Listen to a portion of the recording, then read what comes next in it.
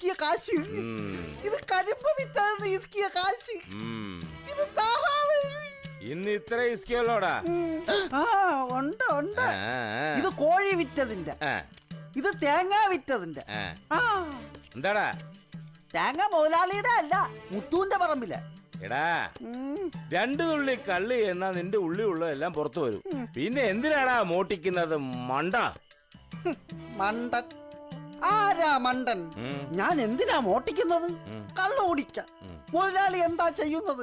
എന്നും എനിക്ക് കള്ള് തന്നിട്ട് സത്യം പറയിപ്പിക്കും.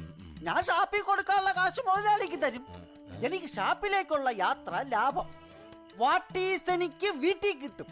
ഇപ്പൊ പറ, ആരാ മണ്ടൻ? മുത്തുവിന്റെ തേങ്ങയുടെ കാശ് താൻ ടിപ്പായിട്ട് എടുത്തോടോ മരമണ്ട. ഓ തിരുമ